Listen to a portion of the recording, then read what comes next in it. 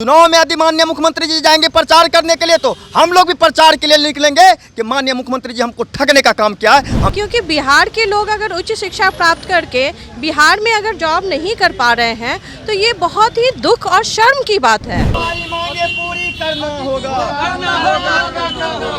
अतिथि व्याख्याता को नियमितीकरण करना होगा,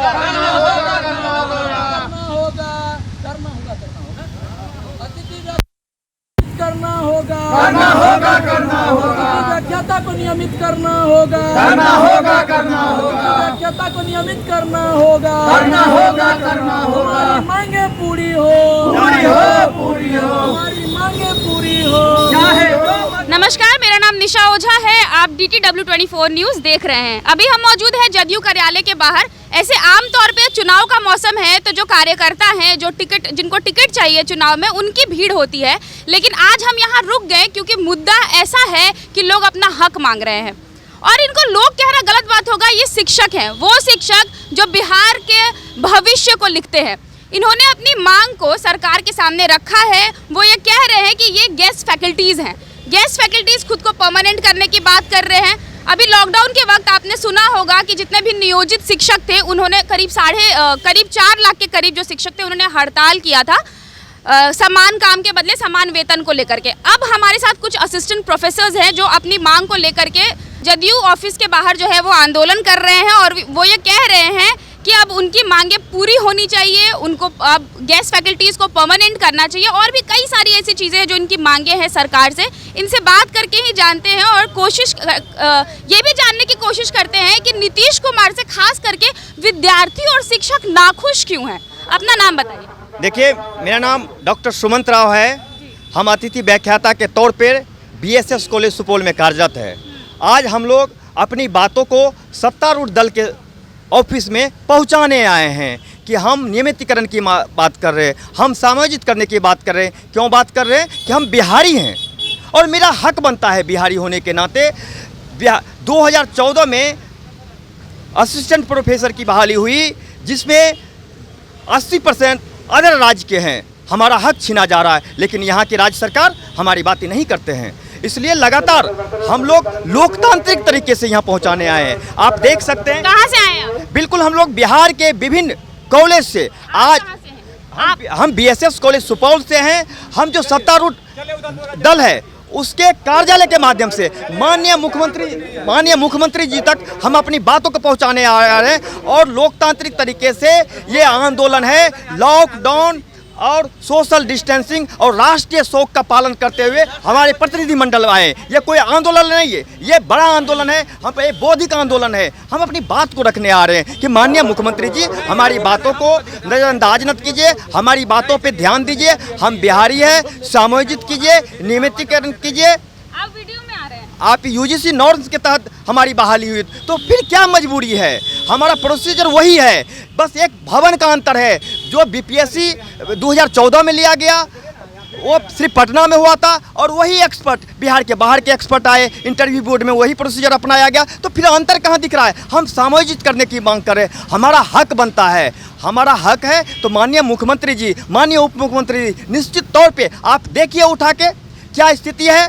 आपका 80% बिहार के अन्य राज्य के लोग हैं और हमारे आने से हम जब गेस्ट फैकल्टी के तौर पे कार्य कर रहे हैं तो पूरे बिहार के उस शिक्षा में तमाम परिवर्तन हुआ। आप देख सकते हैं आज प्रतिनिधिमंडल है और हम लोग, लेकिन मैंने आपको देखा पिछले बार भी 26 तारीख में भी पता नहीं पटना पुलिस और पटना प्रशासन हमारा हक भी क्या आप लोकतांत्रिक तरीके से बात को पहुँचाने भी नहीं दीजिएगा, लगातार दबाव बनाता। लेकिन आज हम लोग आए हैं सत्तारूढ़ दल के कार्यालय के माध्यम से पहुँचाने आए हैं और यदि हमारी बातों को नहीं देखा गया, नहीं समझा गया, नहीं सुना गया तो चुनाव से पहले भी चाहे जो भी मजबूरी होगा हम लोग इस जो सत्तारूढ़ दल है यहाँ पे धरना पे आके बैठेंगे, आमरण अनशन करेंगे और ये आंदोलन का ये रूप है। हमारा दूसरा चरण में है। हम चुप नहीं बैठेंगे क्योंकि हम बिहारी हैं। डॉक्टर मोहम्मद रफत परवेज। आपका भी सेम मांग है सरकार से? सारे 1720 जो गेस्ट फैकल्टी में असिस्टेंट प्रोफेसर 1720 पूरे बिहार में जो गेस्ट फैकल्टी में असिस्टेंट प्रोफेसर हैं, सबकी मांग एक ही है कि मुझे भी नियमितीकरण कर दिया जाए। आप एक तरफ तो घोषणा करते हैं कि शिक्षा के क्षेत्र में मैंने ये किया वो किया, लेकिन उच्च शिक्षा के लिए आपने क्या किया मुख्यमंत्री जी को जवाब देना पड़ेगा। उस शिक्षा के क्षेत्र में बिल्कुल भी कॉलेज में आज के डेट में प्रोफेसर नहीं है।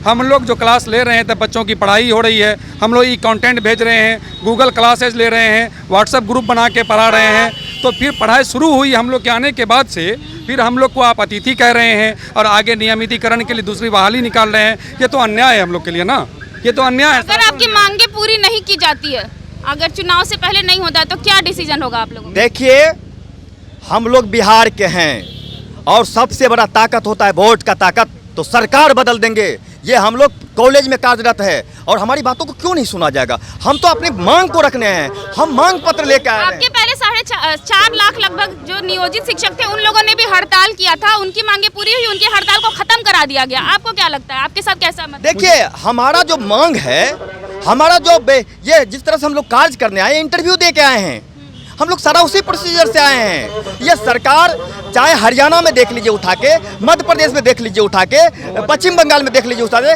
कोई न कोई अपने राज्य के नागरिक के लिए एक नियम बना दिए। तो माननीय मुख्यमंत्री जी, आप सुशासन की बात करते हैं, शिक्षा न्याय के साथ विकास की बात करते हैं और हम बिहारी हैं, तो आप हमारे लिए कौन सोचेगा? एक आखिरी क्वेश्चन मेरा आप सारे शिक्षकों से होगा। मैम आप भी आ जाइए। एक महिला प्रोफेसर भी हैं हमारे साथ। मैम आप एक बात बताइए कि महिला शिक्षक जो है काफ़ी कम बिहार में रहती है, खास करके कॉलेज लेवल पे जब हम प्रोफेसर लेवल की बात करते हैं, उसके बाद जब अन्याय होता है तो कैसा लगता है? बहुत बुरा लगता है, क्योंकि एक तो महिला की शिक्षा ही बहुत ही मुश्किल तरीके से होती है और अपने घर के सारे काम निपटा के और फिर वो एक उच्च शिक्षा प्राप्त करती है। और बिहार में लग रहा है कि इस बार देख के कि उच्च शिक्षा प्राप्त करने के बाद भी महिलाओं के लिए कोई सुनवाई नहीं हो रही है, कोई सुन नहीं रहे हैं और इनको एक प्रॉपर जगह नहीं मिल रही है। और महिला होने के नाते मैं माननीय नीतीश कुमार जी से अनुरोध करूंगी कि थोड़ी से अपने राज्य के बहन बेटियों के ऊपर थोड़ा ख्याल रखें, क्योंकि वो बहुत ही संघर्ष के बाद एक उच्च शिक्षा प्राप्त करती है और उच्च शिक्षा प्राप्त करने के बाद भी अगर कोई परिणाम न निकले, यानी कोई उनको स्थान न मिले, तो ये बहुत ही दुख की बात है। उच्च शिक्षा प्राप्त करने लायक बिहार में ऐसा कोई जगह भी नहीं है, सच बाहर जाना पड़ता है, उसके बाद भी ये नाइंसाफी होती है। उसके बारे में क्या कहना चाहिए? बिल्कुल, ये तो नाइंसाफी है ही, क्योंकि बिहार के लोग अगर उच्च शिक्षा प्राप्त करके बिहार में अगर जॉब नहीं कर पा रहे हैं, तो ये बहुत ही दुख और शर्म की बात है। क्योंकि हमारी जो एबिलिटी है वो बाहर जाके रंग दिखाती है और हमारे बिहार के अंदर वो बिल्कुल सम्मान के लायक भी नहीं है। ये बहुत ही दुख की बात है। एक चीज़ नहीं लगता आप लोगों को कि बिहार इकलौता ऐसा राज्य जहाँ शिक्षकों के साथ इतना ज़्यादा अन्याय होता है? तो बिल बताइए। अन्याय नहीं करके इसको सीधे कह सकते हैं कि हम लोग को आत्महत्या करने में मजबूर होना पड़ रहा। कारण है कि नीतीश जी, माननीय मुख्यमंत्री जी घोषणा किए कि लगभग 5000 असिस्टेंट प्रोफेसरों की नियुक्ति होगी। तो मैं तो 1720 ही हूँ ना, जिनकी पूरी प्रक्रिया बीपीएससी पर आधारित थी। हम लोग के नियोजन की पूरी प्रक्रिया बीपीएससी के रूल पर आधारित थी। तो आप 1720 को नियमित कर दें, फिर बचे हुए सीटों पर आप विज्ञापन निकाल के बहाली ले सकते हैं। हमारा कोई क्राइटेरिया अगर कम पड़ रहा है तो आप बताएं पूरे देश की, बिहार की जनता को कि ये लोग उस लायक नहीं हैं। अगर हम लोग उस लायक हैं, हमारे अंदर वो एबिलिटी है, सारा एकेडमिक हमारे पास है, हमारे पास एक्सपीरियंस है, तो पहले हम या पहले वो आने वाले जो पहले से पढ़ा रहे हैं, हमारे पास अनुभव है। आप 1720 को नियमित कर दीजिए, फिर बाकी सीटों पर बहाली निकाल दीजिए, मुझे कोई दिक्कत नहीं है। कितना लंबा चलने वाला है? देखिए, लंबा, आज हम 1700 की संख्या में पहुंचे हुए पटना में। इको पार्क के पास हम श्रद्धांजलि अर्पित करेंगे भारत के पूर्व राष्ट्रपति महोदय जी को, और लोकतांत्रिक तरीके से आंदोलन कर रहे हैं। हम कोई विरोध प्रदर्शन नहीं कर रहे हैं, हम अपनी बात को पहुंचाने के लिए कर रहे हैं और सोशल डिस्टेंसिंग का पालन कर रहे हैं। कोई भी नियम कानून का उल्लंघन नहीं कर रहे हैं। हम प्रतिनिधि मंडल आए हैं राज्य कार्यालय में, नेता आ सकते हैं टिकट के लिए, क्या हम अपनी बात को रखने के लिए नहीं आ सकते हैं? आप देख सकते हैं, सूचना दे रहे हैं कि आप धरना प्रदर्शन कर रहे हैं, क्या हमारा बात रखने के लिए सत्तारूढ़ दल के पास नहीं आएंगे? कार्यकर्ता बनेंगे, यहाँ पे हो सकता है कि विभिन्न पार्टी के कार्यकर्ता भी होंगे हमारे साथ। हम प्रतिनिधि मंडल है और ये आंदोलन चलता रहेगा। चुनाव में यदि माननीय मुख्यमंत्री जी जाएंगे प्रचार करने के लिए, तो हम लोग भी प्रचार के लिए निकलेंगे कि माननीय मुख्यमंत्री जी हमको ठगने का काम किया है, हम बिहारी है, उस शिक्षा में कार्यरत है, हमारे साथ धोखा किया गया है। जैसा कि आपने सुना कि यहाँ पे करीब 1700 की संख्या में जो शिक्षक है वो आंदोलन कर रहे हैं अपनी मांगों को लेकर के, और वो कह रहे हैं कि अगर मांगे पूरी नहीं हुई तो वो और भी ज़्यादा मात्रा में बिहार आएंगे और आकर के चुनाव के वक्त ही आंदोलन करेंगे, क्योंकि उनकी मांगे उनको सरकार से पूरी करवानी ही है।